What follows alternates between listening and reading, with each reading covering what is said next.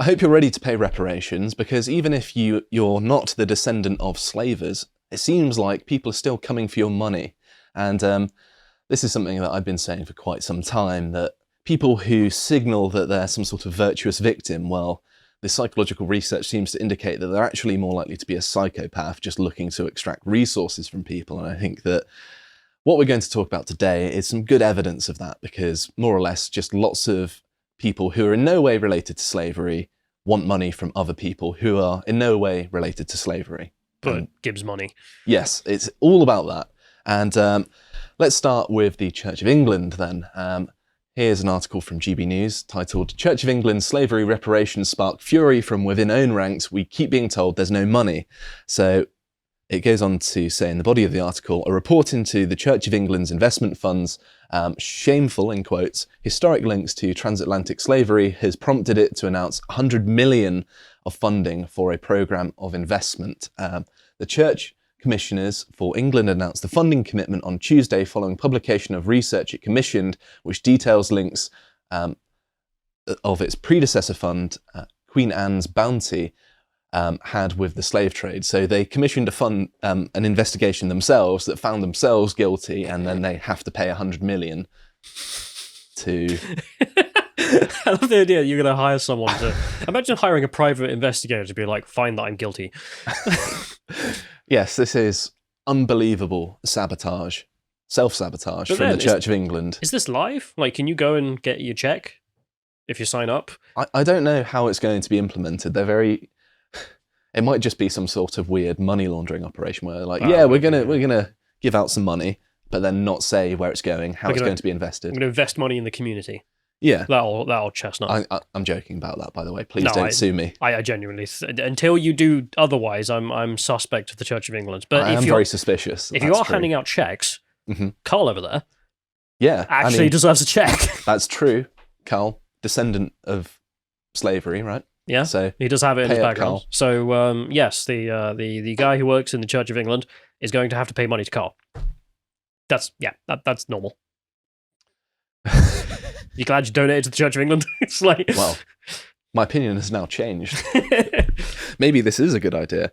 So goes on to say, Reverend Marcus Walther, rector at St Bartholomew, told GB News people will be put off donating to the church as a result of their spending. Yeah, well, yeah, obviously. Like we give you, like someone gives the church money to do charitable thing, and they're like, "Yeah, what if we piss up the wall?" It's ridiculous. He said, 100 million is a lot of money. We keep hearing that there's no money left. Every time churches have closed, financiers have sighed and said, we don't have the money, as greater priests have mental collapses because they can't handle the sheer scale of the work they have to do. The Church of England sighs and says there isn't the money, and now suddenly they found 100 million down the back of the sofa to pay for this. You can imagine how I felt. And that's a very good point as well. As the fact that many churches are going in disrepair, people aren't going to have the religious support that they might want because of this choice, in that there are lots of historic buildings, churches that might go into disrepair, be destroyed, that are hundreds of years old, some are even 1,000 years old, and yes, this is being thrown away basically for nothing, and they're not doing their job of actually looking after the churches in England, which is kind of what they should be doing. But no, they want to virtue signal. And speaking of virtue signalling, here we have an article from Fox News. Democrats seek reparations and national apology for slavery. And they say, we are moving closer. And it says, dozens of House Democrats this week renewed their push for reparations and a national apology for slavery by reintroducing legislation that would set up a commission to consider these steps as a way to address the cruelty, brutality, and inhumanity of slavery in the US. Representative Sheila Jackson Lee, a Democrat from Texas, and 52 House Democrats proposed the legislation this week in an effort to keep the issue alive. Her legislation, which was considered by the House Judiciary Committee in last Congress when Democrats were in charge, is unlikely to be taken up in the 118th Congress led by Republicans. So thank goodness for the Republicans actually getting control of Congress. Still, Jackson Lee, said she is hopeful a commission can be formed not just to recommend monetary compensation, but to help America understand how slavery still affects the country today. Brainwashing. In how it doesn't. Yeah, it is brainwashing, obviously. I want money and propaganda, please. Just be honest. Just say, I want money and propaganda and be done with it. It's so frustrating. And talking of things that affect Black America today, here's my Contemplations 105, the importance of family. Smooth. Where me and Carl talk about how having an intact family structure is the ideal scenario for raising children who will go on to succeed. But anyway. No, it is true. And it's a big issue that the Black community in America will say themselves. Yes. I'm not trying to be mean. I'm trying to give them words of encouragement that this is how you fix your problems. But moving on to San Francisco, which has announced a reparations committee where $5 million will be allocated to each eligible Black resident. $5 million. That's not bad. This is in... I'm a Black man now. Yes. All of a sudden, I've discovered Black heritage. Give me money. So apparently, the city is giving debt forgiveness due to the city's history of systematic repression. And the article reads from San post-millennial... Francisco. Yes. In the Deep South, I know. Since the founding of the 13 colonies, there's been a deep place of slavery. And the article reads, San Francisco African-American Reparations Advisory Committee, that's a long mouthful, draft report addresses the public policies explicitly created to subjugate Black people in San Francisco by upholding and expanding the intent and legacy of chattel slavery. However, California has never been a slave state, as this article points out. And this is a direct quote, while neither San Francisco nor California formally adopted the institution of chattel slavery, the tenets of segregation, white supremacy, and systematic repression and exclusion of Black people were codified through the legal and extra-legal actions, social codes, and judicial enforcement, the draft states. So they even acknowledge it in their own draft that yes, technically there wasn't any slavery here, but we still want our reparations. What about the slavery in my mind? Yes, well, you had some laws that were bad. That's basically good enough for reparations now. We're gonna end up with women saying that men have to pay them reparations for not being able to vote or something like that. I mean, at least that's more recent than slavery. We should start pushing that, because I think that's such a joke that people understand the whole reparations debate is a waste of time. I mean, with the state of the world, I feel like people would call our bluff and just be like, yeah, that's a good idea. We should do that. Yeah, worth the risk. I don't want to give random women my money. It's already a man's lot in life, isn't it? If that happens, I'm leaving the country, so I'm already on. I'm already on it. Fuck it. Reparations for the votes, ladies. So if we move on to this video, here are armed people. If the shoe were on the other foot, of course, these would be called armed extremists, calling for reparations outside of a Virginia government building. They never want to talk about reparations, and the reason they're not doing that is because it's not an issue to them. That's right. Reparations affect everybody who looks like me. Sorry, but the beams. Our ancestors fought and died over 400 years, and we were the only ones not to claim our reparations. That's right. Virginia is the birthplace of slavery. The only ones not to. Virginia is the birthplace of the Confederacy, and so this is where it should have to begin. He said it's the birthplace of slavery. Virginia. Virginia was the birthplace of slavery. Yep, before Virginia, slavery didn't exist. So Black people are from Virginia. Is that where they come from? Yeah, didn't you know that? They're not from... Yes. No. All right. Africans are in Virginia. Africa is fake news. It doesn't exist. Okay. I've never been there. Have you? Yeah. This is a great conspiracy. Africa doesn't exist. Virginia is actually Africa. I'm buying it. It's just ridiculous that they're outside demanding money with guns. Just like, yes, this is fine. No one cares about that. But that's not weird at all.